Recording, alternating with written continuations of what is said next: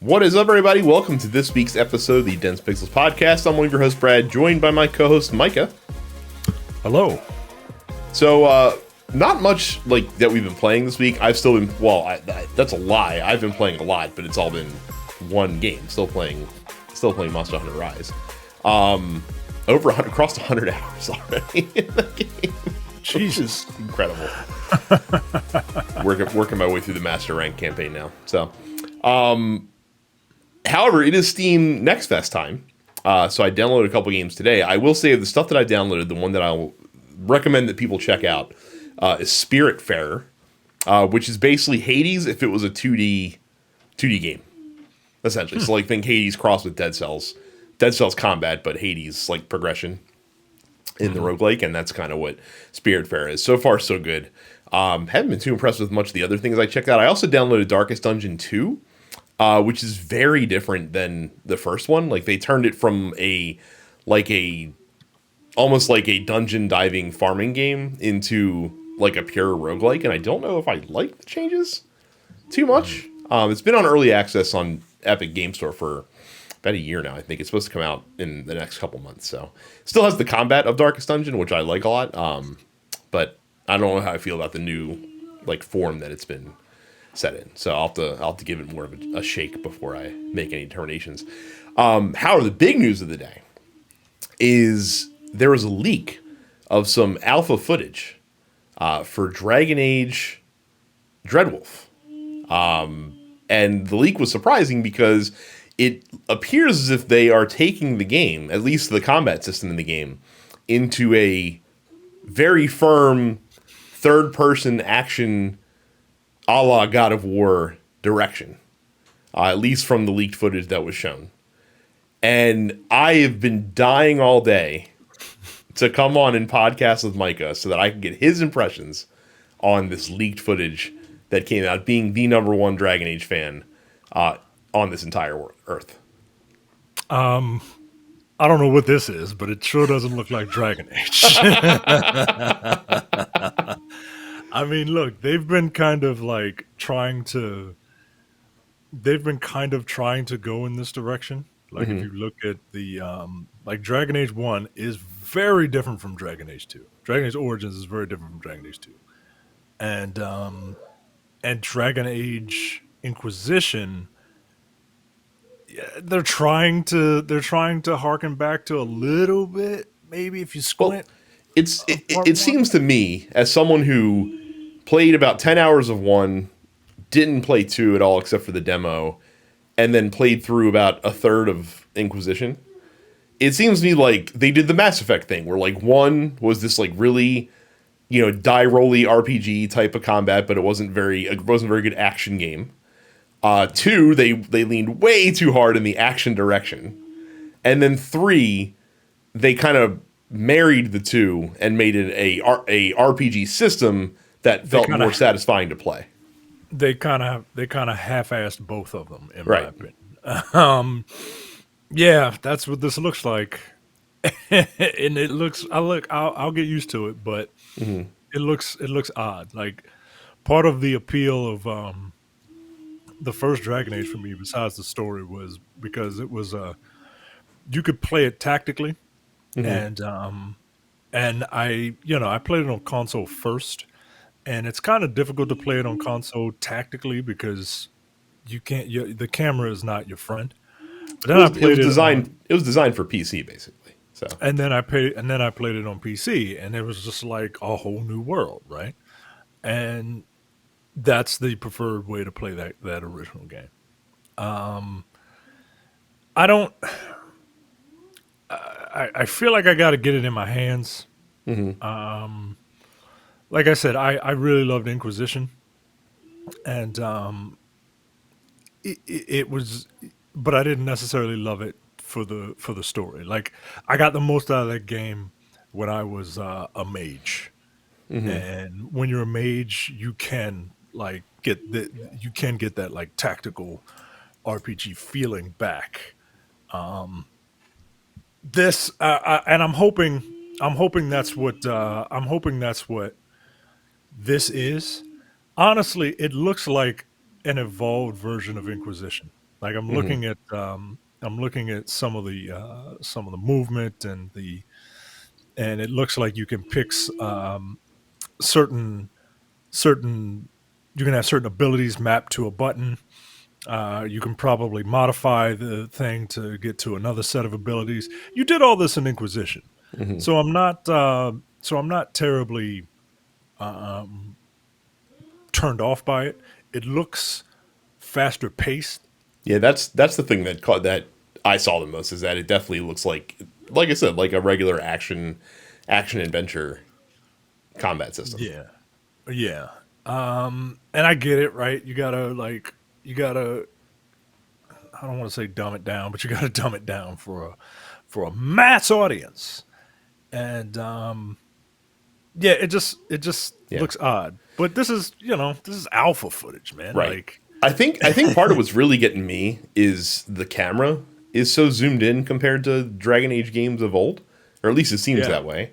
I Oh, feel it like if is. you can back the camera out, it might still feel similar to Inquisition. Also, the concern is that people said, "Oh, looks like you don't get to do anything with your party members." I'd be shocked if they completely took away any kind of control of your party. It is a Bioware game still. You know what I mean? So, Yeah, I don't that would be foolish. That would really dumb the game down. That I hmm. would have a serious problem with. But this is just alpha footage, man. Like this is nothing. This is like let's see if we can get, the engine to work. Um I wouldn't be mad if it was just like a faster version of combat. Hmm. But at the same time, like I plan on playing a mage in that. So uh and look, maybe it'll force me to pick other characters more often because look, in Inquisition, you can control all of your party members. You can get through that game just as the Inquisitor. And the AI is smart enough that you can direct the AI to you can like write certain scripts for the AI to perform certain moves, and the AI is very smart. Your companions are very smart in Inquisition. Like they won't just haul off and kill themselves. So I would be more excited if I was maybe forced to switch party members a little more.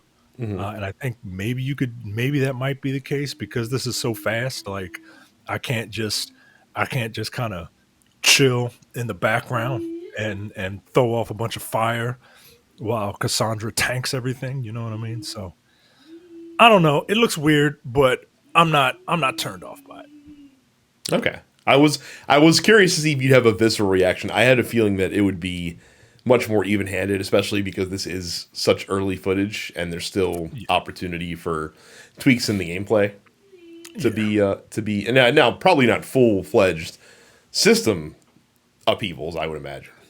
I would imagine that this is what it's going to be, right? Yeah. Like you're going to this is what the game is going to be.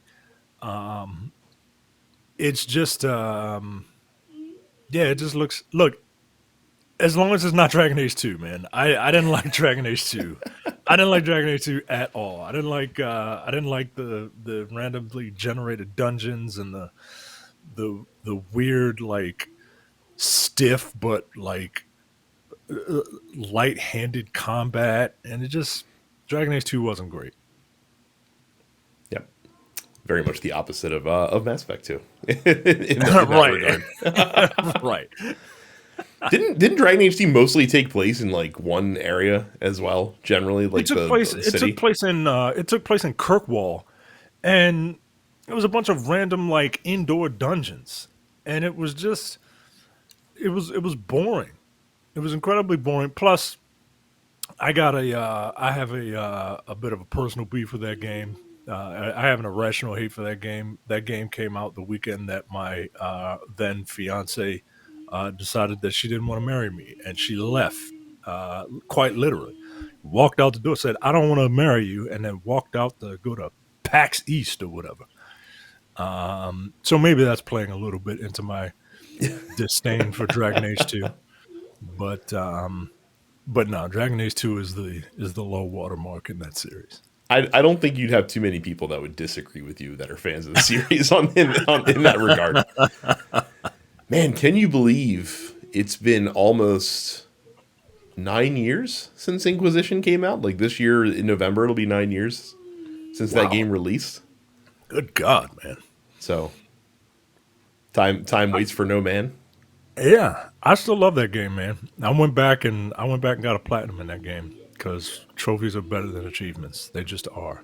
Yeah, the tough thing that's restricted me from the Dragon Age games, like you said, the story is not its strong suit, which is ironic because it's a BioWare game. You would think that story would be the thing that's driving the narrative, but no, it really does kind of dine out on its systems more so. And again, like I'm not a fan of the setting. The gameplay is not addicting enough, and I always get like a couple hours, like 8-10 hours in those games, and I'm just fatigued generally. And like Inquisition, I didn't like the way the world was set up. Like I didn't like how banal things were when you first got to an area, or having to just go do these like errands in order to beef up you know your presence in the region, stuff like that. Terrence famously spent like 5 hours in the game's opening area because he didn't know that you that you had to go back to base. Like he just thought you were just stuck in the hinterlands forever, as we talked about on the show before, which I thought was very funny. But yeah, Plus, a game like this franchise lives and dies by its characters, man. And like the world is, for me, the world is fine, but it's a fantasy world, right? It's got dragons. It's got like it's not the Lord of the Rings world, right? And so it's gotta kind of like live and die by its characters. And some of these characters just aren't, like, half the cast is just not good. Like Anders sucks. I mean, most of these people are back in Zevran stinks, Fenris stinks, and then everyone else is Isabella was a pirate. The only reason people liked her was because she was hot, right? Cassandra, I mean, she was back for Inquisition, but Cassandra was a bit of a standoffish, like hard ass. Like she wasn't like friendly. She is not a person that you want to get to know. Which sucks for like a male character, because like she's like your main romance option in Inquisition, and it's just like, you sure you don't want the female Inquisitor? Like, because that seems like it's more your speed. Cullen in 2 wasn't great, and now he's like in Inquisition he was like in rehab, like, because their soldiers took like red lyrium, which is like it kind of, it's like steroids and heroin. Like, what if heroin was a steroid? Liliana was cool. And Alistair, I mean, everyone loves Alistair. Alistair was the Garrus of this world. But I don't know, man. Some of the characters just weren't hitting into, especially Anders. Fuck you, Anders. Anyway, look, go to duncepixels.com/fans. When you do, you get invited to our Discord, and that takes you to all of the cool stuff that we talk about there. Video games, video game news. There's been some wrestling news lately. Two people, Cam and I think TJ, got into an argument about a black guy having a white friend that had a Nazi girlfriend or something like that, and everyone's favorite Jewish wrestler is like, "Hey guys, like, this white guy's not a Nazi, so lay off on him." So there, you heard it. He's cool with it. So I don't know anything about these are NXT people. I don't know anything about them. no, not current day NXT. Can't follow that like I used to. Yeah, I just come up to the man. I ain't got time. It's too much wrestling on. I ain't got time. But yeah, we talk about a lot of stuff in there. So go to duncepixels.com/fans. Go to youtube.com/duncepixels and subscribe. Look, you can see Brad and I. We're having not so good hair days today. The two of us. And if you This want to this see, this is called a work from home hair day. yeah. So if you want to see two guys who just don't really give a damn about their personal appearance right now, go to dancepixels.com, go to youtube.com/dancepixels and subscribe. Subscribe to all of the TMP Studios podcasts, wherever you get your podcasts, including the Nerdpocalypse, Black on Black Cinema, Coming Distractions, and the weekly preview episode of the Look Forward Political Podcast. I look forward to that show every week. I love it. I love it so much that I go to densepixels.com/premium and pay $5 a month or $50 for a year, and get access to the premium slate, including the airing of grievances, No Time to Bleed, The Man with the Golden Tongues, Upstage Conversations, and the full over an hour episode of the Look Forward Political Podcast. We got to call that something like, The extended edition of the Look Forward Political Podcast. There you go. Where all the crazy shit happens after the paywall. Yeah. Look Forward Plus, because Listen, you think regular politics is crazy. Wait until you see some of the stories we talk about on the premium side of things. So it turns out like Square canceling all of their live service games a couple weeks ago was like the appetizer, because last week we had the main course where all of these fucking live service games got canceled. EA put out a statement saying that they were canceling the development of both Apex Legends Mobile and Battlefield Mobile. Interesting that Apex Legends Mobile did not quite take off. I thought there might be some room for that to find a way in, especially with Apple's standoffishness with Fortnite.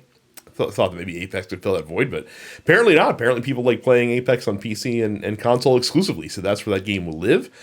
We also saw Epic Games take down Rumbleverse, which is the wrestling open world battle royale game that had a kind of like an underground following. Apparently it was catered towards like fighting game fans. But that game's only been around for like 6 months or maybe a little bit longer than that, but it hasn't been long, and got really positive reviews, but I guess it really wasn't making money, even though it never released on Steam. It was on the Epic Game Store exclusively, and they never put it out on the platform where most people that play PC games reside, which I would argue didn't really give it a fair shake. And then Ubisoft, also EA, it was one of the two, can't remember which, canceled or ending development on Knockout City, which is the dodgeball battle royale game that came out a couple years ago to some good reviews. So I forgot that existed. Yeah. So, I mean, apparently what we've learned between Avengers, between, all these other live service games, if you're not making, Fortnite and, fucking Apex money, you're probably not too long for this world. You know what? I'm sad if anyone, loses their job because of this, but this needs to happen for this industry, man. Otherwise we're just gonna get a bunch of homogenized, the same type of game over and over again with a different gimmick, and it's not healthy.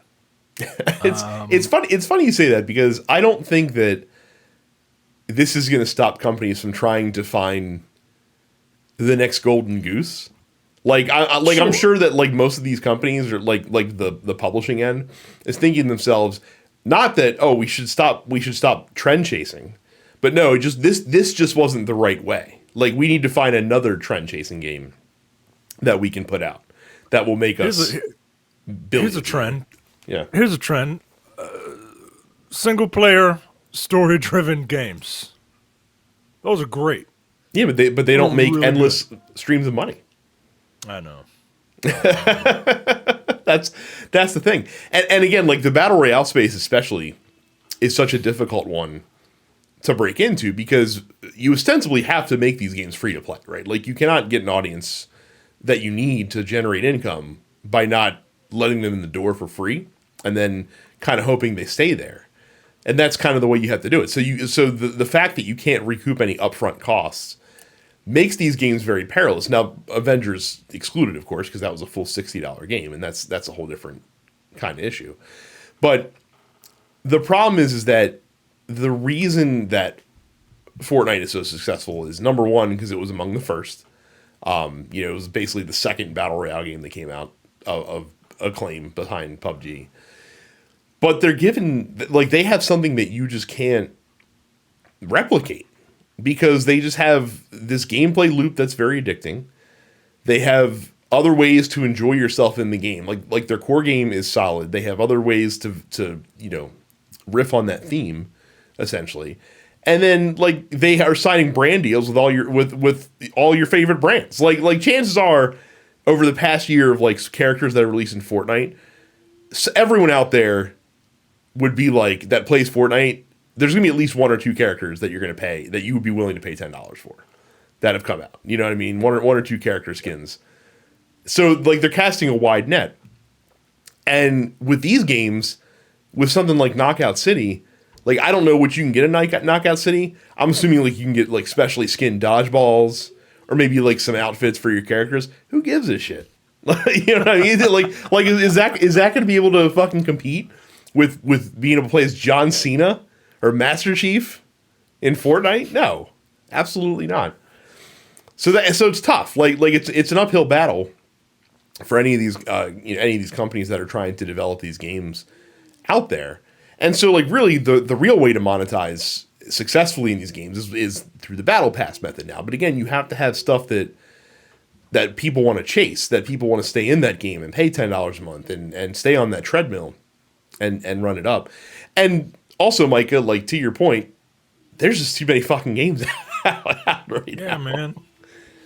And for these like service games, most people that I know maybe are playing one or two at a time.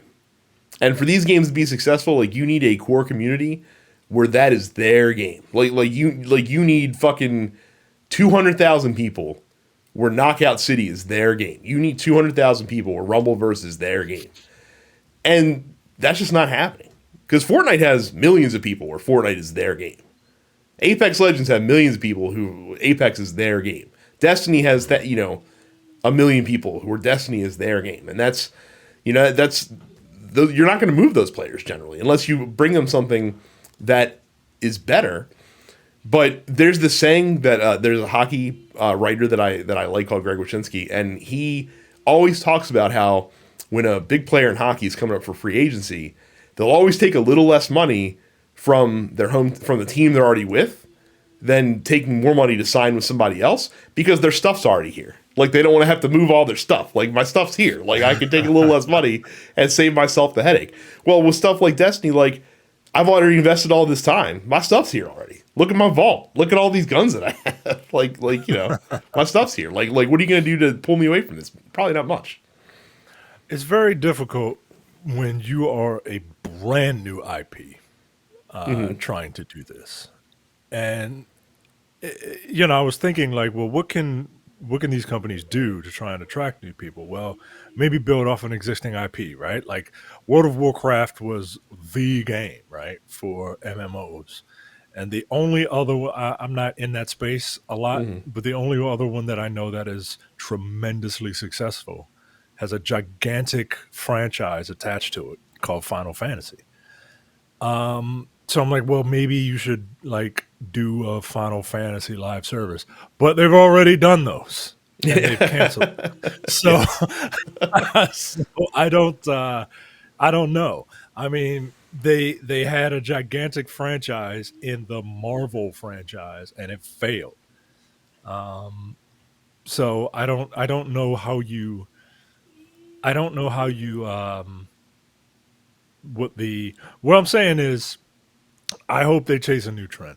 I hope a new trend comes along and much like the plastic instrument trend, I hope this one kind of goes away for a while. Like the plastic instrument trend got so popular that somebody was like, well, let's sell them a real guitar and let them learn how to play a real guitar. and that was like the I don't know if it was that or if it was the plastic skateboard that kind of jumped the shark for this whole Yeah. plastic thing. Or if you're gonna be in the trend, like you have to bring something unique.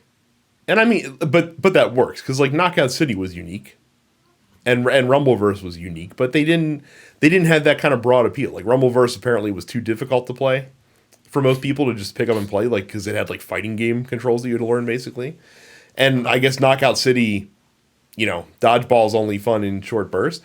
Like the reason that Apex was so successful is because they designed that game from the ground up. First of all, it's made by the people that did Titanfall, so like the gunplay and the first person shooter action was going to be good.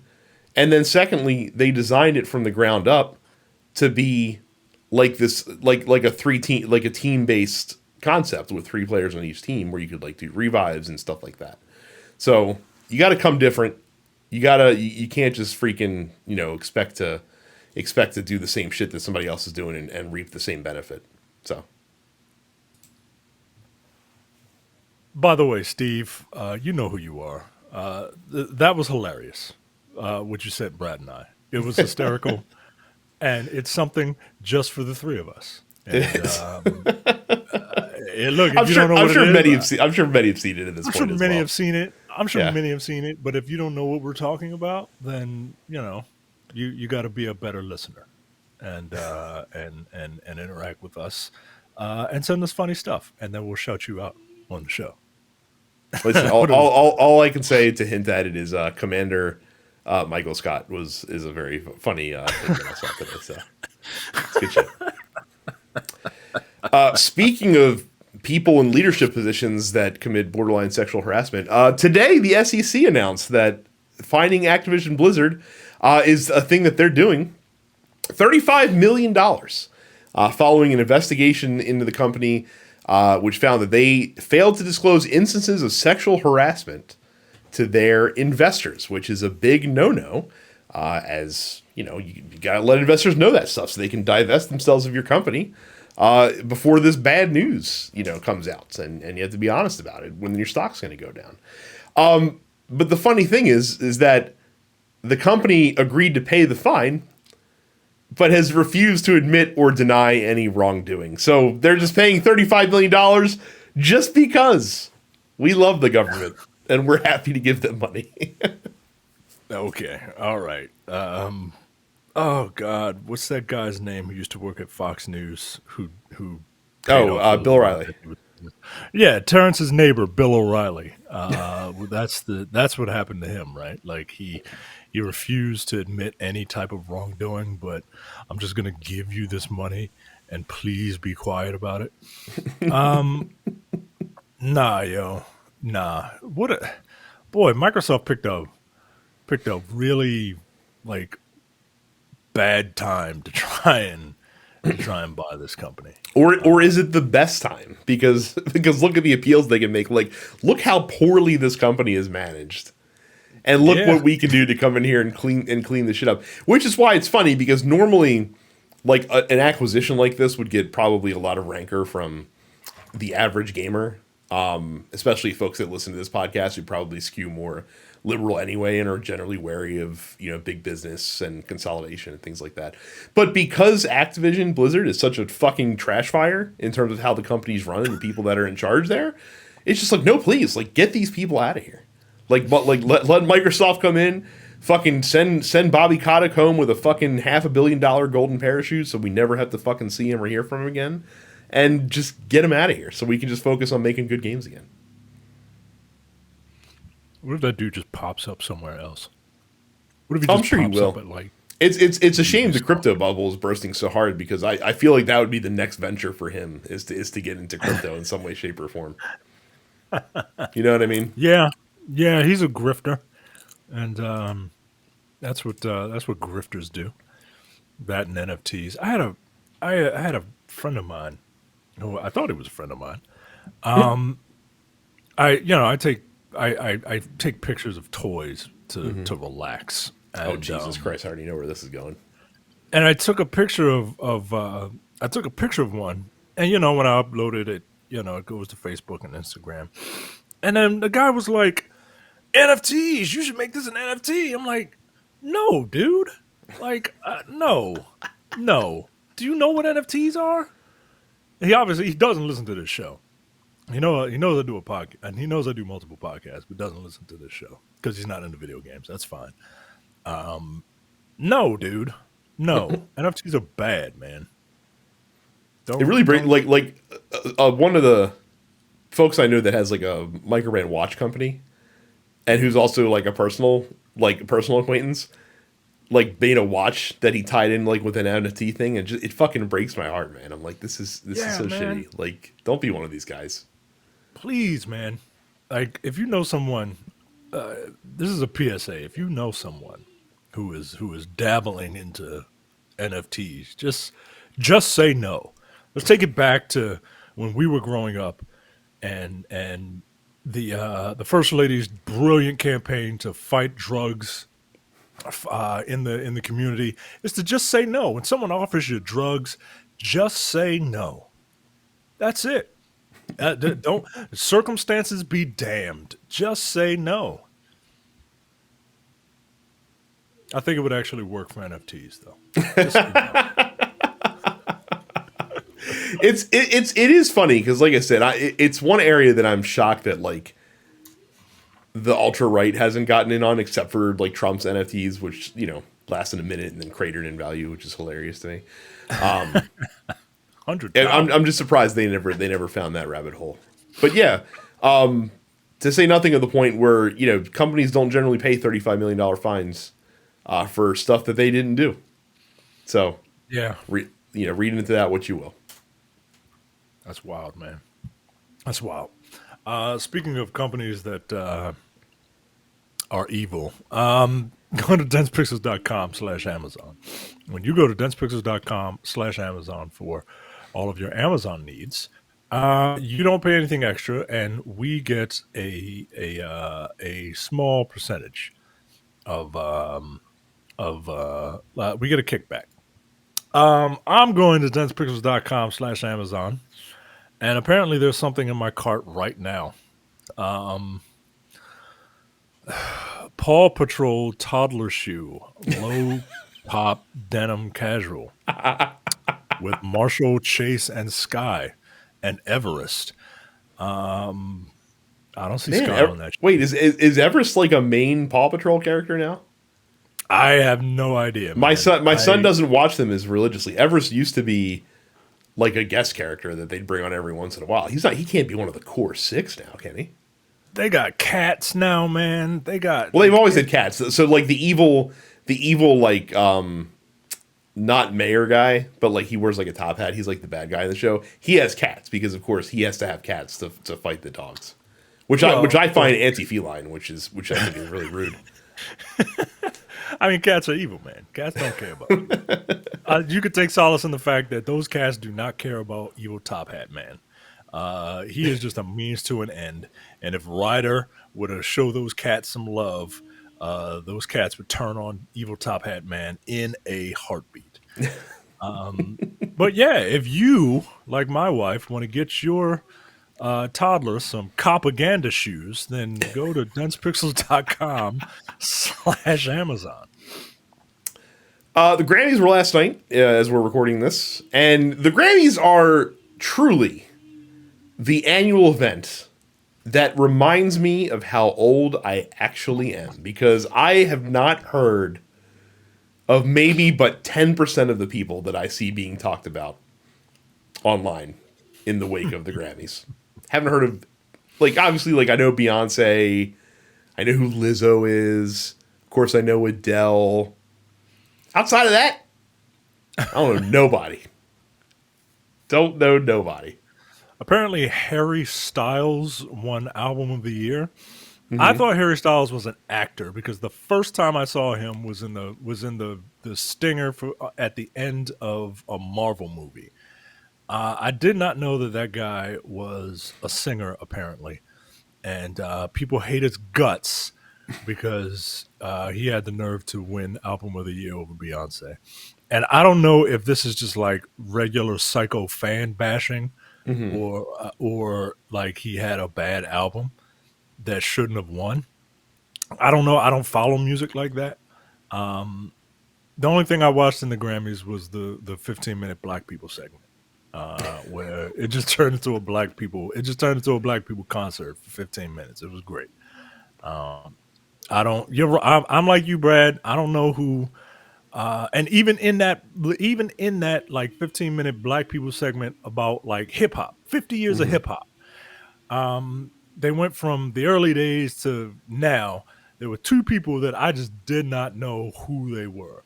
I don't know who the guy is. He's probably, some form of little and vert and some other symbol or syllable. I don't know.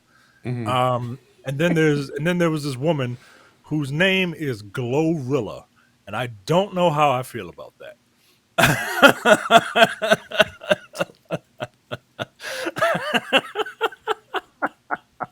No comment. I don't feel as if I'm qualified to comment on that.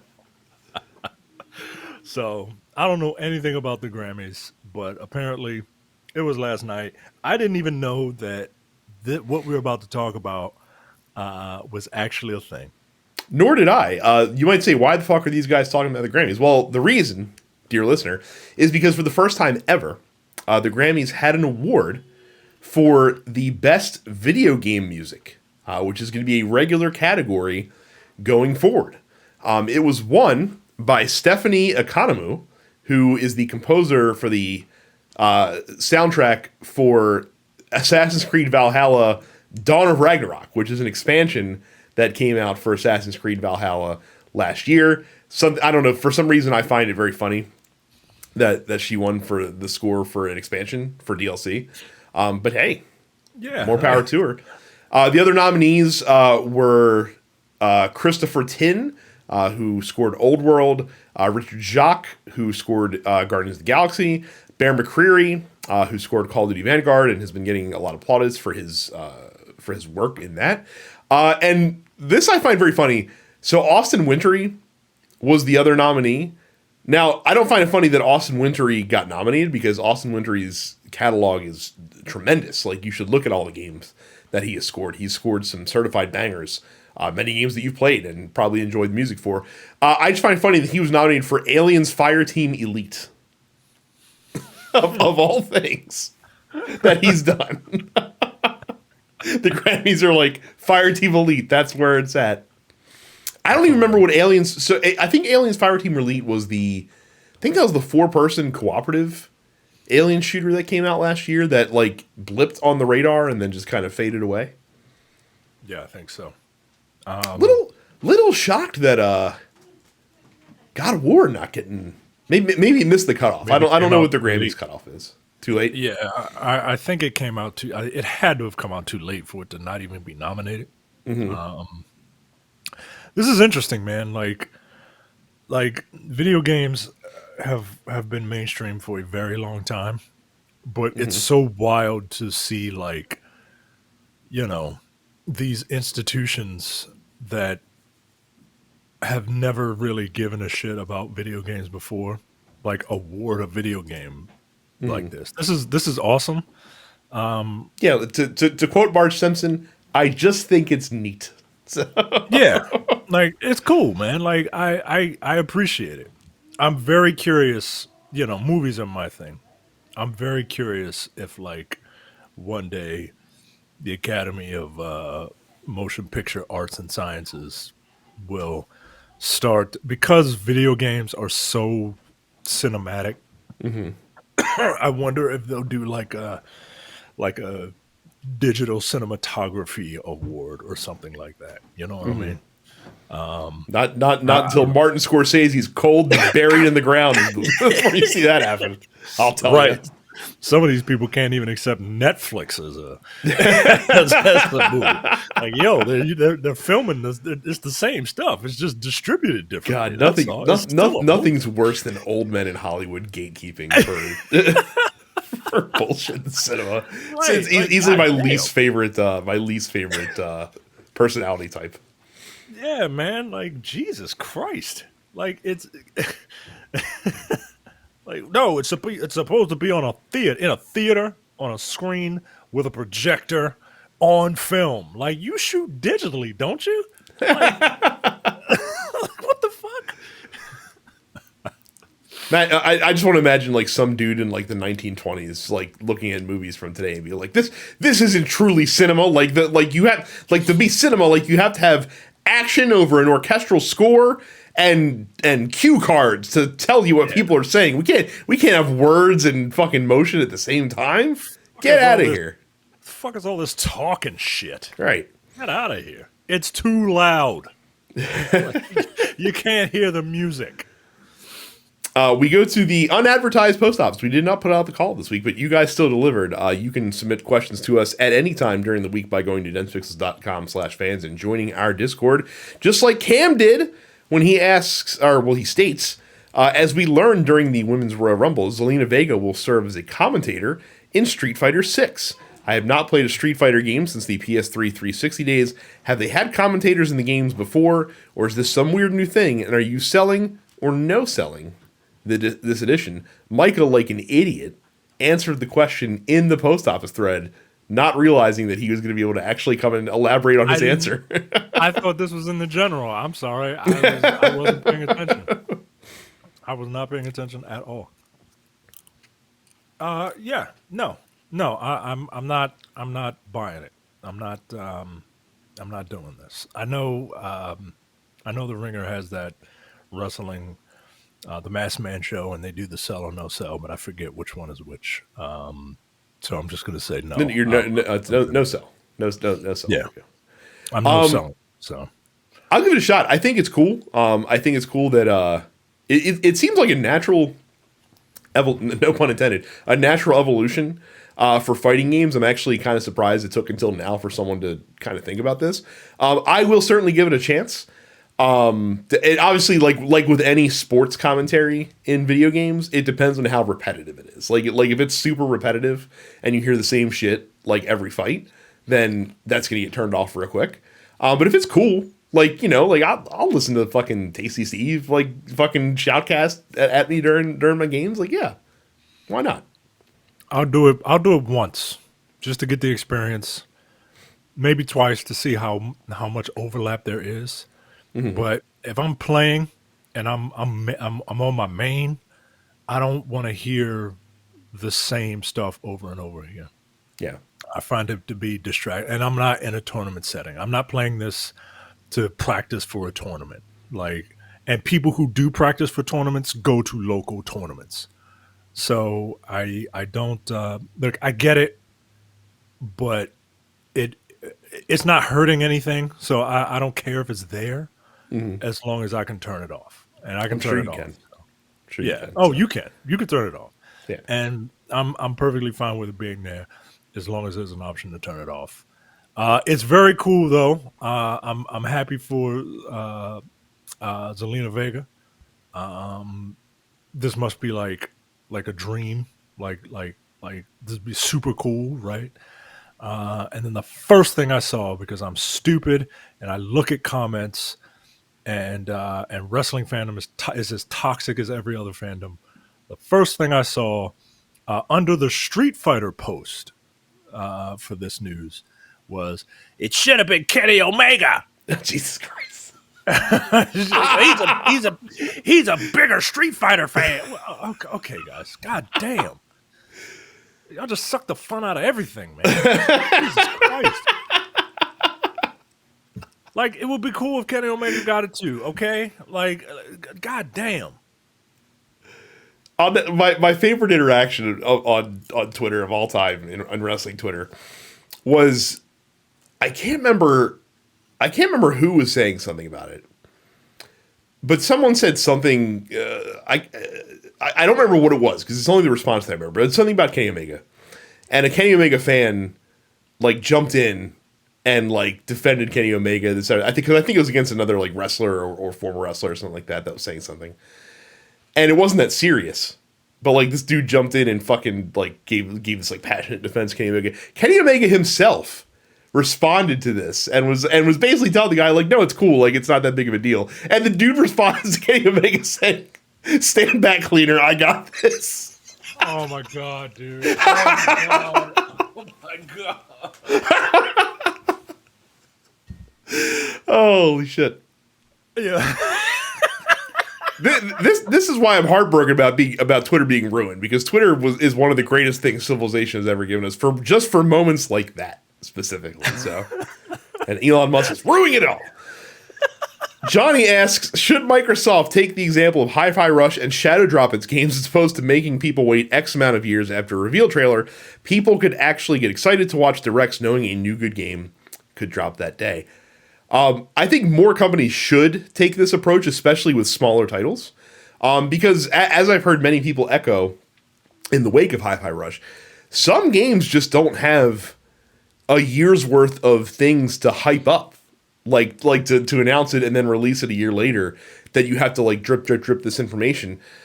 Like some games just don't have that amount of content that they can drip feed that. So like an indie game, yeah, most indie games probably should be announced a month or two before they come out, and then just come out, or like I said, do what they did with Hi-Fi Rush. Now you cannot do this with AAA games, because AAA games need to get pre-orders. Like they got bills to pay, so they have to hype people.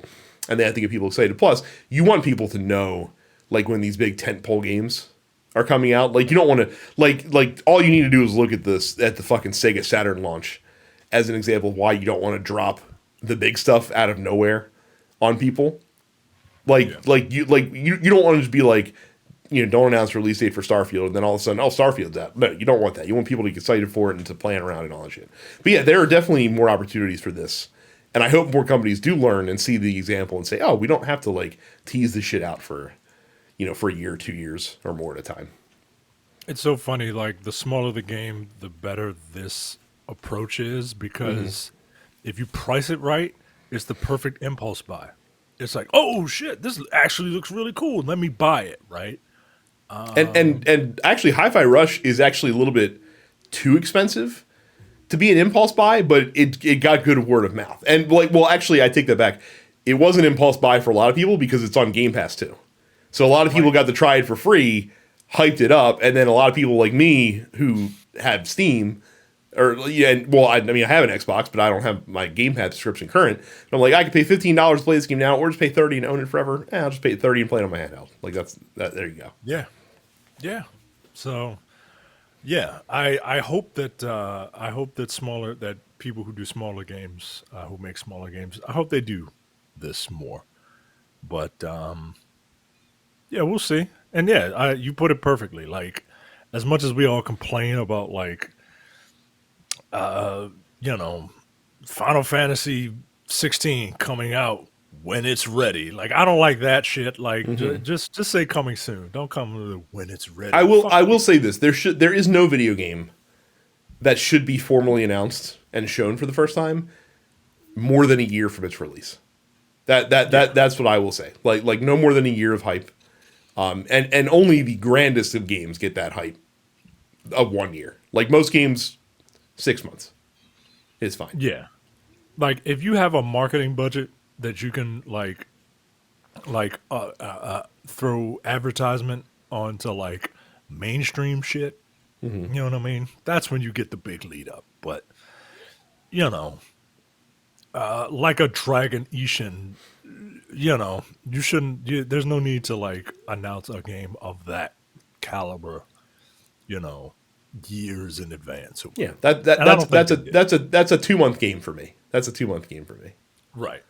So, Daniel says, assuming you get a rate comparable to your Amazon rate, I guess what we make from people buying from Amazon, which of the following would you sell out for? Activision-Blizzard, NFTs, Kojima's third installment of Death Stranding, not even the second, but the presumptive third installment of Death Stranding, Uncharted 2, the movie, or GameStop?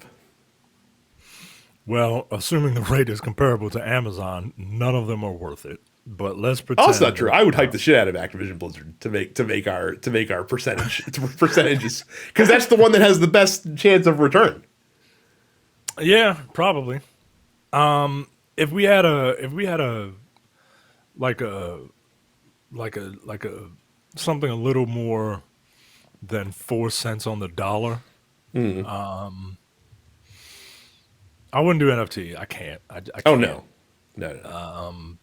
GameStop is going the way of the dodo. Not the way of the dodo, but like what's another the way of the bald eagle. Like they're around, but like when you see one, it's like whoa, take a picture because we don't know how long it's gonna be.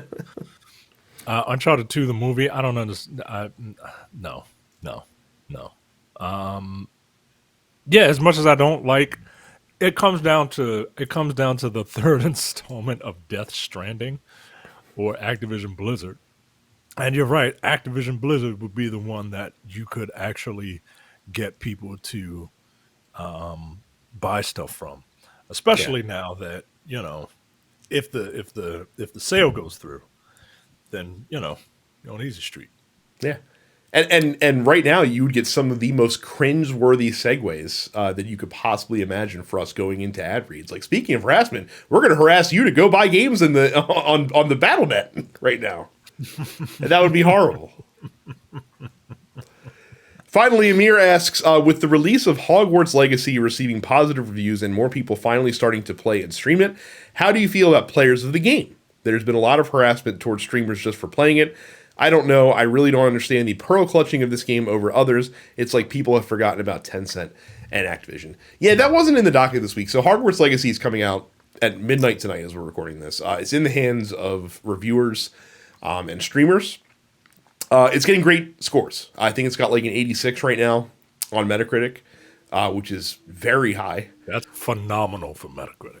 Yeah, and by all accounts, like it's a bit of a flawed like it's kind of like a game that would have normally come out a couple of years ago, but it's still very fun, and it's the best Harry Potter related thing besides like the movies and books that have come out, apparently, according to reviewers. Now, of course, the giant elephant in the room around Hogwarts Legacy is the fact that the creator of Harry Potter, J.K. Rowling, is a out and proud TERF transphobe, and does not care who knows it, apparently. And it is a lot of people, including Carrie, have sworn off buying the game, playing the game, despite their Harry Potter fandom, because they don't want to contribute to any level of success with J.K. Rowling because they have friends who are trans or LGBTQ that are hurt and harmed by her comments. So yeah, so I understand why nobody like if like I'm not gonna buy Hogwarts Legacy. Not that I would have, but like I like even if I liked Harry Potter, I wouldn't for the same reasons, and I understand why people wouldn't.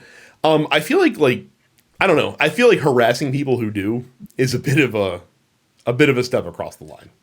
Again, you're so far left that you're on the right when you do that. Yeah, Like there's no need to. There's no need. What? There's no need to do that. You doing that is not going to make them not play the game. And you know what? A lot of those streamers, they don't.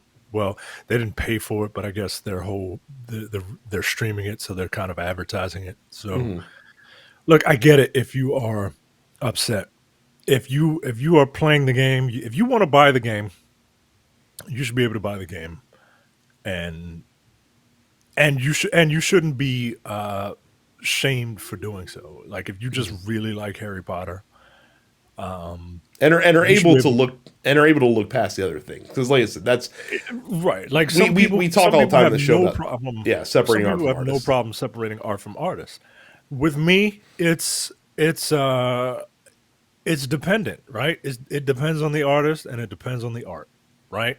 I enjoyed Orson Scott Card's Ender's Game a long time ago. I'll never buy an Orson Scott Card book again. You know what I mean? I still enjoy Michael Jackson's music to this day, and I acknowledge the fact that he was a problem. But I'm not going to stop listening to it. So it nothing is ever you know on and off, black and white in every situation. If you want to buy this game, I don't have a problem with you buying it. Just I hope that you are up on the right side. I hope you're on the right side of history when it comes to things that like matter. But if you want to, yeah, if you want to buy this game, that's fine. If if you don't want to buy this game, that's perfectly fine. But like, don't. There's no need to try and shame people. Shaming people into your way of thinking is not. That's not cool, man. Yeah. That's what like Nazis and shit do. You know what I mean? Well, Like, and alternatively, like if there's a streamer that you follow who's playing it and you don't agree with that, like I don't know, maybe send them a tweet at them and be like, hey, like I normally watch all your stuff, just so you know, not watching, I'm not watching Hogwarts Legacy because of X, Y, and Z. And like if you do that, like that's not being shitty. Like that's just being like, hey, like if you want to stream, feature this content on your channel, like I'm not going to watch your channel. And if enough people go out there and be like, and enough of their regular viewers like hit them up and be like, hey, just so you know, I'm not going to, help you gain, views and stuff like that if you're streaming this, then that could change, their behavior if a stream that you like is not doing it. But like for people whose income especially is dependent on like clicks and views and stuff like that, I'm not saying it's right or wrong that they ignore this stuff, but I'm just saying it's a fact of life that if a popular game comes out and they're going to try to ride that wave of of zeitgeist, that's going to happen. And like being like major outlets, oh, you shouldn't cover this. I'm sorry, like if you're IGN, like if this game it does hit, like it's going to sell like 8 to 10 million copies maybe, you would be negligent in your duty to not review it. You know what I mean? right? Like this isn't. Plus, I don't know how. I mean, I don't know. It's complicated. It It's is complicated. super complicated. Like most things that are worth a damn. This is complicated. And you know, if we want to, I don't want to go the pedantic route, right? But like, look at all these people driving Teslas, right? Elon Musk ain't the best dude in the world, right? We talk about wrestling every other week on this podcast, and look at all of the look at the shit show that is wrestling. And I'm not just talking about like WWE and Vince McMahon and shit like that. Like all of wrestling doesn't have a union. Like nah, yo, we're pro union, yo. But like, we still watch wrestling. Like My whole point about this is too, like, just be like taking such a hard stance never works out in the end, because eventually something that you two like or something that you two care about will be afflicted by creators who are shit human beings and are not shy about it. And then you will have to face the moral dilemma. Like I get the sense that a non-negligent portion or non-negligible portion of the people that are pounding the drum, you're like, I will never play this game, probably weren't going to anyway, in Right. most cases.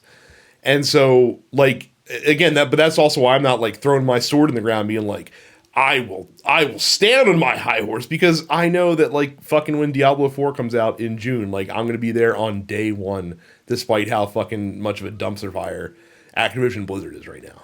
Because I fucking love Diablo, and I can separate the shitty behavior of people in leadership positions in that company and that company's culture to play Diablo, because I really fucking like Right. Diablo.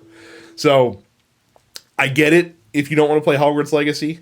I also get it if you are someone who can set the dislike for J.K. Rowling aside and set the vehemence you have for her. Here's the thing: at the end of the day, J.K. Rowling's got her money from this game. Like it's not like she makes money based on how successful the game is or how many hours it's played or anything like that. Like, that licensing deal is done and dusted. She's already made that fat stack of cash. Right. And I saw somebody say earlier as well in another podcast I listened to, the thing that seems to hurt J.K. Rowling the most is when people call her out in public for her shitty nonsense. So just fucking like if you're gonna play Hogwarts, here's my challenge for you. If you do want to play Hogwarts Legacy, what I am gonna require you to do is to go on Twitter or some other social media platform and just say vehement bullshit to J.K. Rowling. Like tweet her and like add her and call her like a turf bitch and she sucks and like, you know, like she's fucking horrible and whatever you want to say, be more clever than that. Obviously, that's your penance. If you want to play Hogwarts Legacy, you have to tweet every day you play Hogwarts Legacy. You have to tweet at J.K. Rowling with some repugnant nonsense until she blocks you. Yeah, there you go. You get to be a dick on the right side of history. Punch up. Punch up. Don't. That's right. Down. Always punch up. Nothing wrong. Nothing wrong with punching up. So. Nah, man. So there you go. But yeah, but again, don't harass people to make that make that decision. You know. But again, I'm not going to either. I mean, I might have actually bought that game because my wife likes Harry Potter a lot, so maybe she would have been interested to play it. But but she hasn't said anything about it, so I'm assuming not. Here's the reach of that game, right? Here's the reach of that game.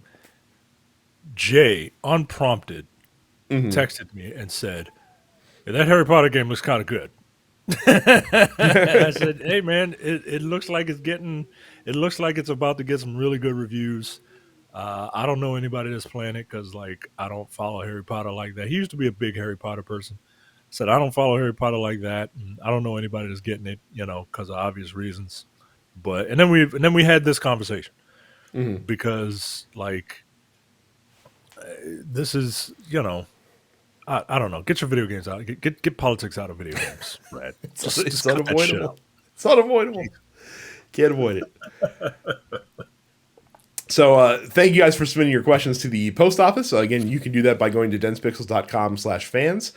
Joining our Discord. Make sure you subscribe to all the TNP Studio shows wherever you download fine podcasts. You can also go to youtube.com/densepixels to subscribe on the show there as well.